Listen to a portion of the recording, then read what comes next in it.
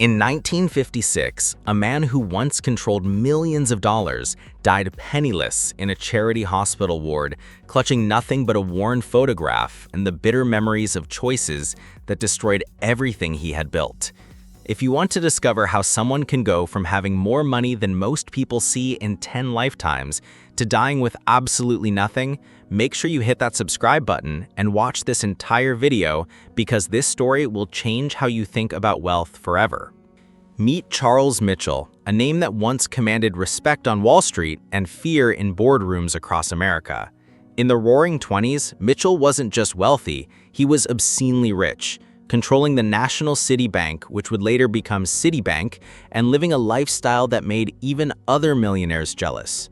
His Manhattan penthouse overlooked Central Park, his garage housed a collection of luxury cars that cost more than most people's homes, and his parties were legendary affairs where champagne flowed like water and the guest list read like a who's who of American aristocracy. Mitchell believed he had cracked the code of permanent wealth, treating the stock market like his personal casino where he always held the winning hand. He pioneered aggressive lending practices, convinced ordinary Americans to buy stocks on margin, and created financial instruments that seemed to print money out of thin air. His bank stock soared to unprecedented heights, making him worth over $50 million in 1929 money, which translates to roughly $700 million today. But Mitchell's empire was built on something far more dangerous than anyone realized at the time: a foundation of speculation, over-leveraging, and the kind of reckless optimism that turns smart men into fools. When Black Tuesday struck in October 1929, Mitchell watched helplessly as his carefully constructed financial kingdom began to crumble like a house of cards in a hurricane.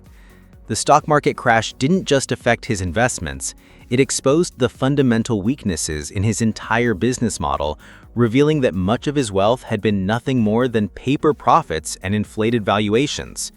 As banks across the country failed and panic spread through Wall Street like wildfire, Mitchell found himself fighting battles on multiple fronts, desperately trying to shore up his failing institution while his personal fortune evaporated with each passing day. The man who had once lectured others about financial responsibility discovered that his own finances were a tangled web of debts, margin calls, and obligations that seemed to multiply exponentially. His luxurious lifestyle, which had seemed so sustainable when money was flowing freely, became an impossible burden as his income streams dried up and his expenses continued to mount. The penthouse had to go first, sold at a fraction of its purchase price to pay off creditors who had once considered it an honor to lend money to Charles Mitchell. The car collection followed, piece by piece, each sale representing another step down from the heights of luxury he had taken for granted. But the financial losses were just the beginning of Mitchell's downfall, because his troubles attracted the attention of government investigators who were looking for scapegoats to blame for the economic catastrophe that had befallen the nation. Congressional hearings revealed that Mitchell had engaged in questionable banking practices, manipulated stock prices, and used his position to enrich himself at the expense of ordinary depositors who had trusted him with their life savings. The public, desperate for someone to blame for their suffering, turned Mitchell into a symbol of everything that had gone wrong with American capitalism. His reputation, which had once been his most valuable asset, became his greatest liability as former friends and business associates distanced themselves from the man who had become synonymous with corporate greed and financial recklessness.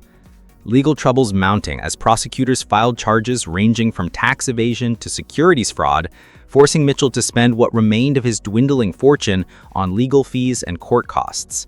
The stress of constant litigation, public humiliation, and financial pressure took a devastating toll on his health and personal relationships, with his wife leaving him and his children changing their names to escape the stigma of being associated with their father's disgrace. By 1935, the man who had once controlled one of America's most powerful banks was working as a traveling salesman, driving a beat-up car from town to town, trying to sell insurance policies to people who could barely afford to pay their rent. The irony was crushing. A former master of finance reduced to begging strangers to buy financial products that he himself could no longer afford. Mitchell's health began to fail as the years passed, his body worn down by stress, poor nutrition, and the constant anxiety of not knowing where his next meal would come from. He moved from one cheap boarding house to another, each one shabbier than the last, his possessions reduced to a single suitcase containing worn clothes and that photograph he carried everywhere, a reminder of better times that now seemed like they happened to someone else entirely. Friends and family members who might have helped him had either died, moved away, or simply wanted nothing to do with a man whose name had become associated with financial ruin and disgrace.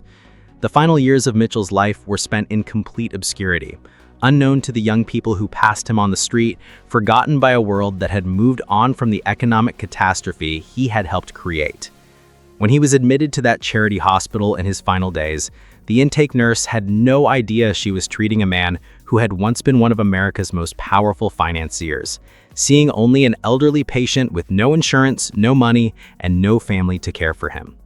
Mitchell's death certificate listed his occupation as unemployed and his estate as having no assets, a stark contrast to the newspaper headlines that had once proclaimed him a financial genius and visionary leader. The photograph they found clutched in his hand was of his family from the 1920s, all of them dressed in expensive clothes, standing in front of their mansion, smiling with the confidence of people who believed their good fortune would last forever. This story serves as a powerful reminder that wealth without wisdom is merely temporary luck, and that the same aggressive strategies that build fortunes can just as easily destroy them when circumstances change. Mitchell's tragedy wasn't just losing money, it was believing that money alone could provide security and happiness, failing to build the relationships, skills, and character that might have sustained him through difficult times. His legacy stands as a cautionary tale for anyone who thinks they've figured out the secret to permanent wealth, proving that in the end, what matters isn't how much money you make, but how you make it, what you do with it, and whether you remember that fortune's wheel never stops turning.